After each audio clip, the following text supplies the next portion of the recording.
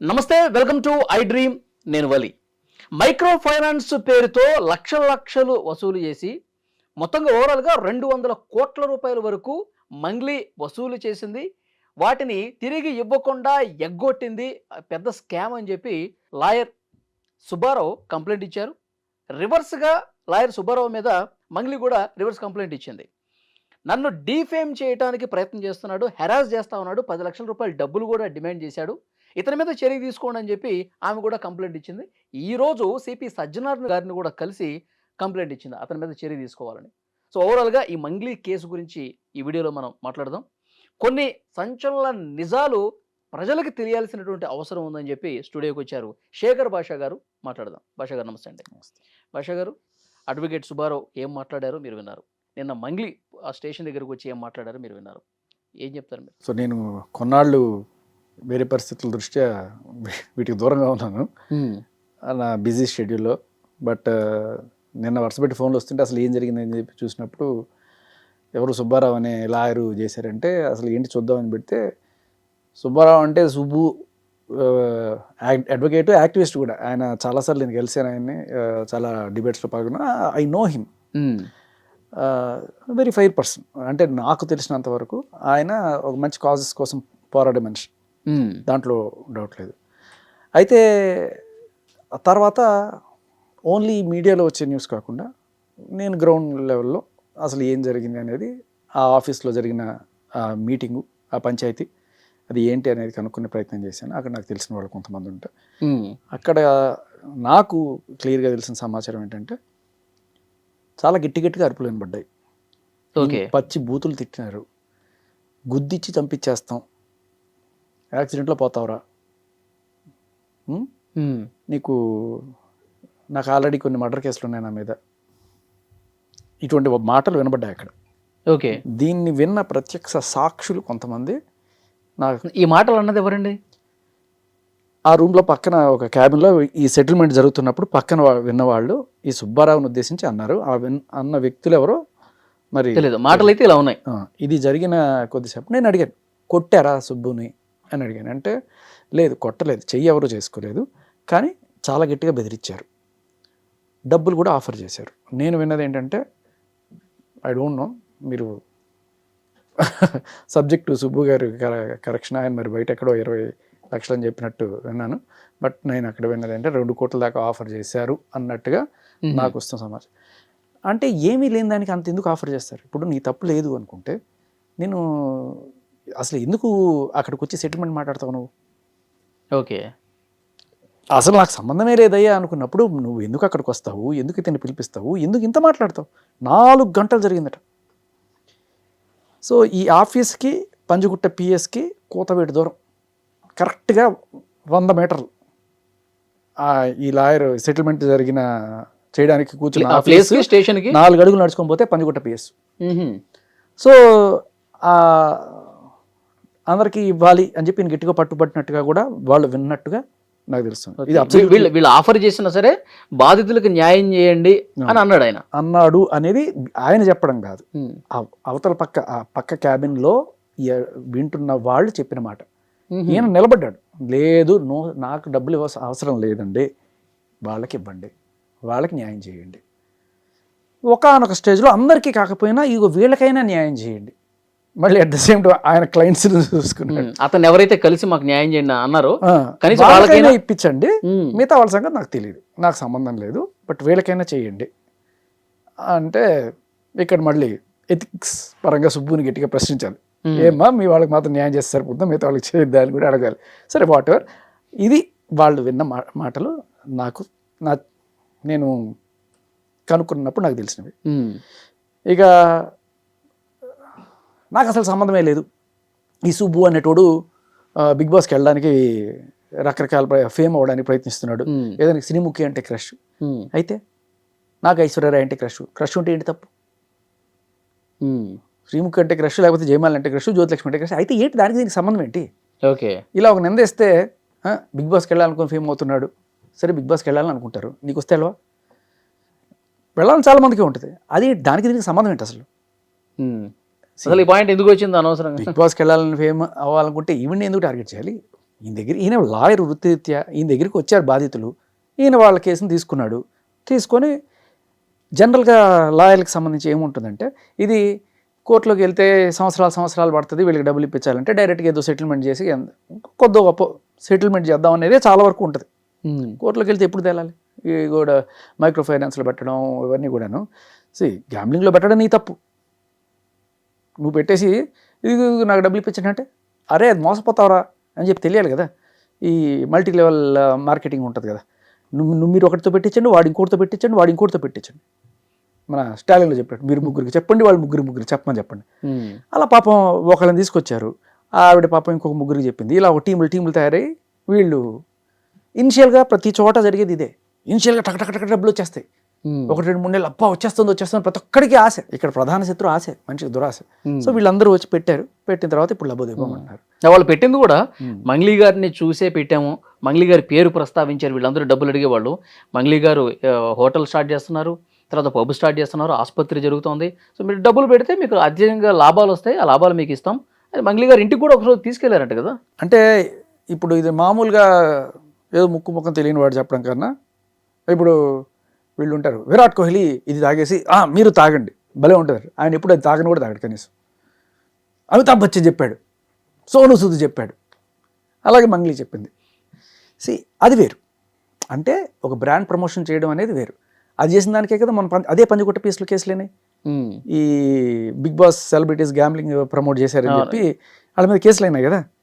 So promote చేయడం వేరు, ఆ ప్రమోట్ చేసే కంపెనీ ఏదో ఉంది, వీడి మధ్యలో ఒక బ్రాండ్ అంబాసిడర్గా తీసుకోవడం వేరు. ఇక్కడ నీ ఇంటి వాళ్ళే, నీ తమ్ముడు, నీ చెల్లెలు, ఆవిడికి చేసుకోవాలనుకున్న సంబంధం గల కలుపుకోవాలనుకున్న వ్యక్తి, వీళ్ళందరే ఉన్నారు కదా అక్కడ. అవును.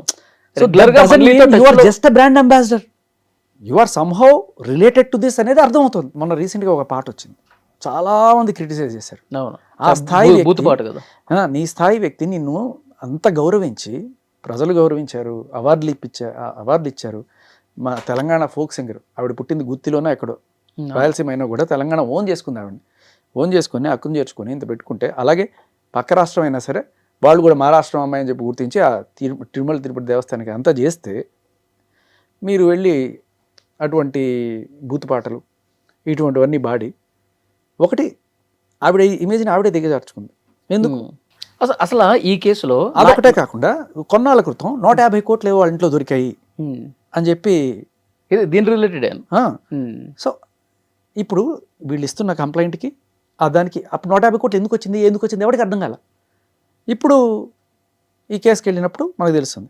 ఇక్కడ చాలా ఇంపార్టెంట్ థింగ్, మళ్ళీ ఈయన సుబ్బారావు వెళ్ళి అక్కడ కేసు పెట్టాడు పంజగుట్ట పిఎస్లో, వెంటనే ఎఫ్ఐఆర్ కూడా అయింది, విచ్ ఇస్ వెరీ గుడ్. ఎందుకంటే అక్కడ చాలా మంచి ఆఫీసర్స్ ఉన్నారు.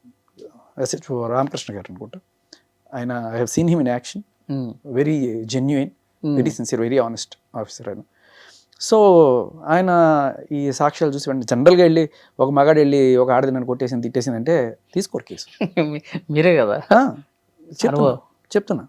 But he felt that there is something substance in it and case తీసుకున్నారు. తీసుకున్న తర్వాత అంటే కేసు పెట్టి ఏదో రకంగా కాంప్రమైజ్కి తీసుకొచ్చి చేసుకుందాం అని చెప్పి అదొక ఆలోచనలు ఉంటాయి కదా. మీ ఇంకో విషయం కూడా నాకు అక్కడి నుంచి వస్తున్న ఇన్ఫర్మేషన్ ఏంటంటే, ఈయన ఆ గొడవ అయిపోయిన తర్వాత ఆ పర్టికులర్ పంజగుట్ట పిఎస్ బ్యాక్ సైడే వీళ్ళ ఆఫీసు, అక్కడ గొడవ అయిపోయి అక్కడి నుంచి నడుచుకొని వచ్చేస్తుంటే ఈయనకి ఫోన్ల మీద ఫోన్లు అంట, అన్నా వద్దన్నా పిఎస్ వెళ్ళొద్దన్నా, కంప్లైంట్ చేయొద్దన్నా, ఆగన్నా మాటిందన్నా అని చెప్పి నాన్ స్టాప్గా కాల్స్ అంట అని వాళ్ళు చెప్పారు నాకు. సుబ్బు కూడా చెప్పింది కదా, వాళ్ళు చెప్పిన మాట. ఓకే. తర్వాత నేను ఇంటర్వ్యూ చూస్తుంటే సుబ్బు షోయింగ్, నేను ఒక్కసారి కూడా కాల్ చేయలేదు, ఆవిడే ఎన్నిసార్లు కాల్ చేస్తుంది, ఆవిడే కాల్ చేసి ఆవిడే ఈయన మీద కేసు ఎట్లా పెడుతుంది. నార్సింగ్ పిఎస్లోనే చెప్పాలి మరి. నార్సింగ్ పిఎస్ ఫేమస్ కదా మనకి, చాలా ఫేమస్. డ్రగ్ పెడ్లర్లు 45 రోజులు చెంచలు కూడా జైల్లో ఉండొచ్చేసిన వాళ్ళు కూడా హీరోల మీద కేసులు పెట్టగలిగిన పిఎస్. ఒకటి కాదు కదా, 5 ఏళ్ల తర్వాత ఒకరు వచ్చి నేను చిన్నప్పుడు నా మీద అత్యాచారం చేశారని చెప్పి కేసు పెడతారు. ఇటువంటి కేసులకి నిలయం మన నార్సింగి పిఎస్. ఓకే. కాదు సార్, ఇప్పుడు మంగ్లీ కేసులో ఇంత జరిగిన తర్వాత అసలు నా ఇన్వాల్వ్మెంట్ ఎక్కడుంది, అసలు నేను ఎక్కడున్నాను, నేను ఎవరినన్నా డబ్బులు అడిగానా, నా పాత్ర ఏంటి, ఇవేమీ లేకుండా నన్ను ఎట్లా బదనాం చేస్తారు, నన్ను ఎట్లా ఇందులో ఉన్నానని ఎట్లా క్వశ్చన్ చేస్తారని అడుగుతున్నాను. అది అడిగడానికి అసలు నువ్వు అక్కడ కూర్చొని 4 గంటలు పంచాయతీ ఎందుకు చేస్తావు? ఇక్కడ వేరే ఏ సాక్ష్యాలు అక్కర్లా, ఆవిడే పెద్ద సాక్ష్యం ఇచ్చింది. నీ అంతటికి నువ్వే అక్కడికి వచ్చి కూర్చున్నావు అంటే దాని అర్థం ఏంటి? సెటిల్మెంట్ మాట్లాడడానికి ఎవరు వస్తారు? అసలు నీకేం సంబంధం లేదయ్యా, నువ్వు ఎందుకు వస్తావు సెటిల్మెంట్ మాట్లాడడానికి? అరే పోరా, నాకేంటి సంబంధం, ఎవరితో చూసుకోపో అంటావు. అమ్మో నా మీదకి ఏదో వచ్చేస్తుంది అయిపోతుంది అనుకుంటేనే నువ్వు వెళ్ళి సెటిల్మెంట్ కూర్చుంటావు. ఓకే. కూర్చొని అన్నిసార్లు ఫోన్లు చేసి వెనక్కి రా అని ఎందుకు పిలుస్తావు? పిఎస్కి వెళ్తుంటే వెళ్ళిపోయాడు, తెగిపోయింది, ఇప్పుడు ఏ రకంగా మేనేజ్ చేసుకోవాలి అనే కారణమా? ఇప్పుడు జనాలకి అందరికీ కూడా మెయిన్ డౌట్ నాకు ఎక్కడ ఇదేంటంటే కొన్నిసార్లు అంటే ఈవిడకున్న పొలిటికల్ ఇన్ఫ్లుయెన్స్ మనందరికీ తెలిసిందే. పాలిటిక్స్ ప్లే చేయడం, మన దేశంలో పాలిటిక్స్ ఎలా ప్లే చేస్తారో నీకు తెలుసు కదా. ఒకటి లేడీ కార్డు, ఇంకొకటి దళితుల కార్డు, ఇవి రెండు కూడా. అందుకనే జనరల్గా కేసులు ఒక దళితుడిని పట్టుకొని అన్నారు, ఒక మహిళను పట్టుకొని అన్నారు, ఇక్కడి నుంచి మొదలవుతుంది రాజకీయం. ఒక గిరిజన మహిళను పట్టుకుని ఇట్లా ఇబ్బంది పెడతారా? అది వేరే వాళ్ళని పట్టుకుని ఇబ్బంది పెట్టచ్చా? పొలిటికల్ గేమ్ ఆడడం నేర్చుకున్నారు ఓవర్ పీరియడ్ ఆఫ్ టైం జనాలందరూ కూడా. ఎస్పెషల్లీ ఇప్పుడు సుబ్బుకు ఫోన్ చేసినప్పుడు కూడా కేంద్ర మంత్రి ప్రస్తావన తీసుకొచ్చారని, ఎమ్మెల్యే కొడుకు ప్రస్తావన తీసుకొచ్చారని ఇది కూడా చెప్తా ఉన్నాడు ఆయన. ఇంకొకటి షాకింగ్ విషయం ఏంటంటే కొన్నాళ్ళ క్రితం ఈవిడ బర్త్డే రోజున పార్టీ కోసం పోలీసులు అక్కడికి వెళ్ళి డ్రగ్స్ ఏవో వాడుతున్నారు అని చెప్పి కలకలం రేగింది. ఆ తర్వాత కేసు ఏమైందో ఎవరికి తెలియదు. పాటలు అయితే పాడావు కదా, ఇటువంటి అసభ్యకరమైన పాటలు. ఇప్పుడు ఏమైంది, సద్గురు లాంటి వాళ్ళు కూడా ఈసారి శివరాత్రికి పిలవలేవండి, నో ఎంట్రీ. ప్రతి సంవత్సరం కూడా ఆవిడ అక్కడ వచ్చి ఆ వేదికలో పాడటం అంటే ఎంత గౌరవం, ఎంత గౌరవం కోల్పోయింది కదా. ఎందుకు? Just because they felt she is involved in this kind of ఆవిడ బర్త్డే రోజున డ్రగ్స్ లేకపోతే ఇది కలకలం వచ్చింది కాబట్టి. సద్గురు నెట్వర్క్ చాలా స్ట్రాంగ్ ఉంటుంది, వేలాది మంది ఫ్యాన్ బేస్ కదా ఆయనకి. సో పోలీసుల నుంచి తప్పించుకోవచ్చు కానీ అక్కడి నుంచి తప్పించుకోలేరు. ఆయనకి ఖచ్చితంగా ఇన్ఫర్మేషన్ ఉంటుంది. నువ్వు తప్పు చేయలేదంటే ఖచ్చితంగా ఆయన నేను కుంజేర్చుకుంటాడు, ఉంది అంటే మాత్రం ఖచ్చితంగా దూరం పెడతారు. అదే మనకి. సో ఆ రకంగా అక్కడ ఇప్పుడు ఈ కనెక్షన్లో ఆయన పంజగుట్టకి వెళ్ళినప్పుడు నేను షాక్ అయిన విషయం ఏంటంటే ఆయనకి డ్రంక్ అండ్ డ్రైవ్ టెస్ట్ చేశారు. ఆయన రోడ్డు మీద ఏమైనా బండి నడుపుతున్నాడా? రోడ్డు మీద బండి నడుపుతున్నాడు ఆయన. అంటే తాగేసి వచ్చి నువ్వు ఏమైనా కంప్లైంట్ ఇవ్వడానికి వచ్చావా? వెరీ గుడ్, చాలా మంచి ప్రాక్టీస్. ప్రతి స్టేషన్లోనూ ప్రతి కంప్లైంట్ ఇచ్చేవాళ్ళు మీరు టెస్ట్ చేయండి, తాగేసి వచ్చి ఇస్తున్నాడా అని చెప్పి. అసలు పోలీసులకు ఆలోచన ఎందుకు వచ్చిందండి? ఆలోచన వాళ్ళకి ఎందుకు వచ్చింది అని బదులు మనకి ఎందుకు రాలేదు ఇన్నాళ్ళని సిగ్గుపడాలి మనం. నిజంగా చెప్తున్నా, ఖచ్చితంగా చేయాలి, మంచి ప్రాసెస్. కానీ ప్రతి ఒక్కరికి చేస్తున్నావా నువ్వు? ఎందుకు సుబ్బుకే చేసావు అంటే రాత్రికి రాత్రి ఈవిడ వెంటనే అక్కడికి వెళ్ళి కేసు పెట్టడం, ఈయన ఒక్క కాళ్ళు లేకపోయినా కూడా ఈయన ఆవిడని థ్రెటన్ చేశానని చెప్పి అక్కడ వెళ్ళి ఎఫ్ఐఆర్ చేయించడం. కార్డులు ఉన్నాయి కదా మనకి, గట్టిగా మహిళా కార్డు వాడచ్చు. నన్ను పర్సనల్గా కలవమన్నాడు, 10 లక్షల రూపాయలు డబ్బులు డిమాండ్ చేశాడు, ఇవన్నీ కూడా చెప్పారు కదా. బట్ ప్రూఫ్ చూపించాలి కదా. సుబ్బు చూపిస్తున్నాడు కదా ప్రూఫ్లు. ఇదిగోండి చూడండి ఇన్ని కాల్స్, నేను ఒక్క కాల్ చేశాను చూపించమానండి అడుగుతున్నారు కదా.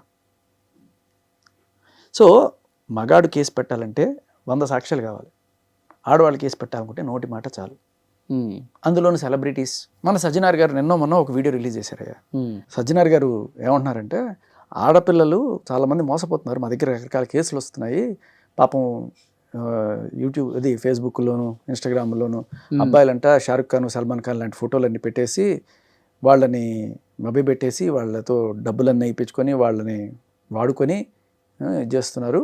ఇటువంటి కేసులు చూస్తే నాకు చాలా బాధేస్తుంది. అమ్మాయిలు మీరు ఎవరన్నా సరే మీరు వచ్చి కేసులు పెట్టండి ఇటువంటి వాళ్ళ మీద, వాళ్ళు ఎక్కడున్నా సరే వాళ్ళందరినీ తీసుకొచ్చి, ఎంతమంది అయితే అబ్బాయిలు అంతమందిని తీసుకొచ్చి లోపలేసేస్తాం అని చెప్పారు. ఈ ఫెసిలిటీ ఆడవాళ్ళకైనా సార్ మగవాళ్ళకి లేదా అని అడుగుతున్నాను నేను. అంటే ఇప్పుడు నిజంగా మగాళ్ళు కూడా బాధితులుగా ఉన్న సందర్భాలు ఉన్నాయి కదా, హనీ ట్రాపులు చేసి. లేదు, నీకు ఇక్కడ ఏంటంటే మగాళ్ళకి చెప్పాల్సిన అవసరం ఏంటి? ఇప్పుడు కేసులు ఎక్కువ ఎవరు వస్తున్నాయి? ఆడవాళ్ళే వస్తున్నాయి, మగాళ్ళు రావట్లేదు అనేది పోలీసుల వాదన. కానీ మగాళ్ళ కేసులు ఎక్కడ తీసుకుంటున్నారు సార్ మీరు? మగాడిచ్చే కేసులే తీసుకోరు కదా. మీరు కేసులు తీసుకోరు కాబట్టి ఈ కేసులే ఉన్నాయి కాబట్టి ఇదే ప్రాజెక్ట్ చేస్తారు. నిజం చెప్తే సూసైడ్ రేటు 3 మగాళ్ళు చచ్చిపోతుంటే ఒక ఆడవాళ్ళు ఉన్నారు. ఇంతకన్నా ఏం కావాలి? అంటే ఆయన మాటల్లో నేనేమో అంటే మోసపోయేవాడు మగాడ ఆడదా జెండర్ ఏంటి సార్? ఎవరైనా కావచ్చు. మీరు ఇలా ఆడవాళ్ళందరూ బై డిఫాల్ట్ అమాయకులు, మగాళ్ళందరూ బై డిఫాల్ట్ అగ్రెసర్లు. అంటే అమ్మాయిలు కొద్దిగా సెన్సిటివ్ ఉంటారు కాబట్టి బయటికి రాలేరు కాబట్టి మీకు మేము ఉన్నామన్న ఒక భరోసా ఇస్తున్నారు అనుకోవచ్చుగా. అదే అంటున్నా, కేసులు పెట్టేవాళ్ళే కదా, మగాళ్ళు వచ్చినా కూడా తీసుకోరు కదా. నేను అనేది అదే. ఇప్పుడు ఈ ఫెసిలిటీ మగాళ్ళకి లేదా?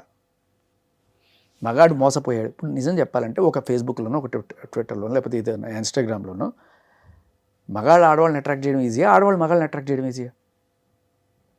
వందల వేల అకౌంట్లు ఆడవాళ్ళు ఇక్కడ ఇవాళ రేపట్లో 500, 1000 రూపాయలు మీకు ఫ్రీ షోలు, సెమీ న్యూడ్ షోలు, టాప్లెస్ షోలు, ఇలా రకరకాలుగా ఇచ్చుకుంటూ డబ్బులు సంపాదించుకుంటున్నారు వాళ్ళు ఇవాళ రేపట్లో.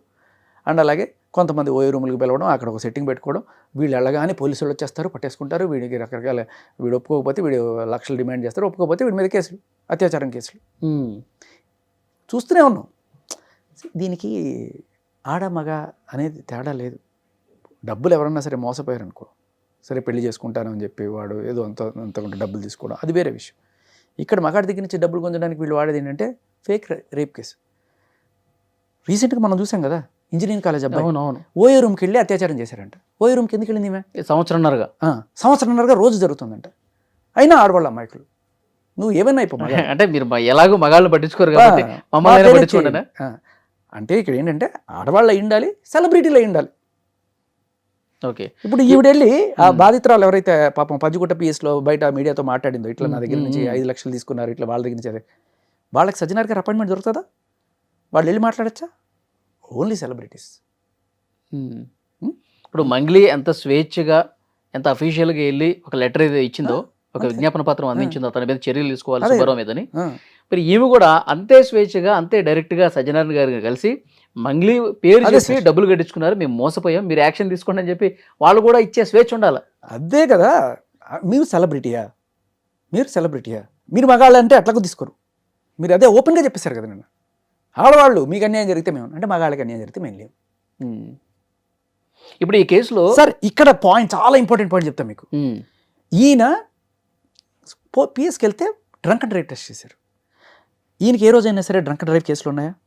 ఇంతకుముందు ఎక్కడైనా సుబ్బు మీద డ్రగ్స్ కేసులు ఉన్నాయా? లేవు. సస్పెక్షన్ ఉందా కనీసం? లేదు.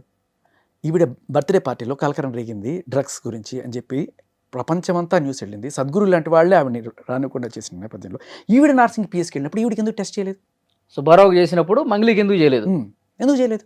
అమ్మాయిని అవమానిస్తారా సార్? అదే కదా మగాడంటే బై డిఫాల్ట్ అని కొట్టుకో, వాడు న్యాయవాదైనా ఏమైనా సరే అంతే. ఆయన ఓపెన్గా చెప్పారు కదా, ఆడవాళ్ళకి మేము ఉన్నాం, మగాళ్ళు మీరేమైనా అయిపోండి. ఇప్పుడు ఈ కేసులో ఏం జరగబోతుంది సార్? అదే అంటున్నా, నాకు బయటపడే అవకాశం ఉందా? నాకు ఎందుకంటే ఐ పర్సనల్లీ నేను ఎందుకంటే పంజగుట్ట పిఎస్లో ఎస్హెచ్ఓ రామకృష్ణ గారు నేను పర్సనల్గా కలిసా.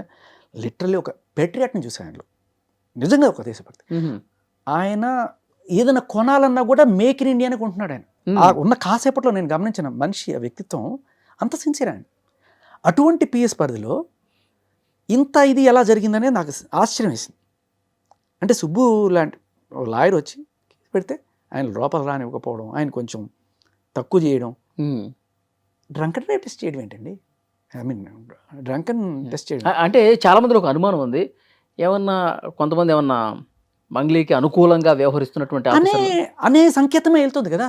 ఇప్పుడు పోలీస్ స్టేషన్లో న్యాయం చేయడమే కాదు, న్యాయం చేస్తున్నట్టు ప్రజలకు తెలియడం కూడా చాలా ఇంపార్టెంట్. ఇది న్యాయం చెప్తుంది, చట్టం చెప్తుంది. మీరు న్యాయం చేయడమే కాదు, న్యాయం చేస్తున్నామని ప్రజలకు తెలియాలి.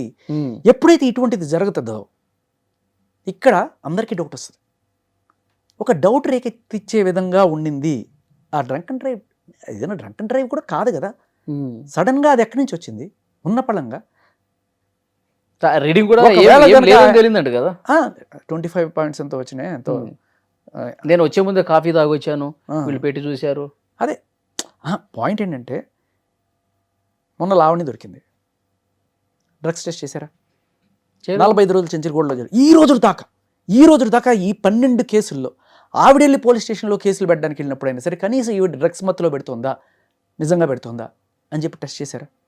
నన్ను దాడి చేయడానికి వచ్చిన రోజు ఫుల్గా మందు కొట్టి డ్రగ్స్ చేసుకొని వచ్చి ఎంత పచ్చి బూతులు మాట్లాడుతూ రోడ్డులో అర్ధరాత్రి 11:30కి అటాక్ చేసినప్పుడు కనీసం పోలీస్ స్టేషన్లో ఆవిడ తీరు చూడగానే అర్థమైపోతుంది ఫుల్గా తాగేస్తుంది.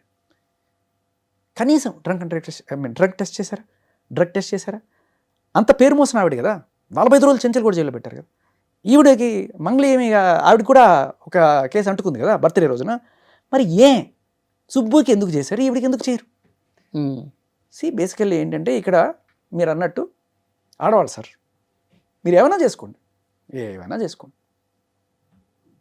మందు కొట్టండి, డ్రగ్స్ చేయండి, మేము మిమ్మల్ని ఏం క్వశ్చన్ చేయం, మిమ్మల్ని ఏం అడగం. మీరు కంప్లైంట్లు ఇస్తే మేము పెట్టేస్తాం, అంతేనా? అంతే కదా. ఏ సాక్ష్యం ఉందని ఈయన మీద పెట్టారు కేసు? ఏ సాక్ష్యం చూపించారు ఈ రోజు దాకా? ఆవిడ చెప్పిన 2 ముక్కలు, శ్రీముఖి అంటే క్రష్, బిగ్ బాస్కి వెళ్ళాలనుకుంటారు. ఇవే సాక్ష్యాలు.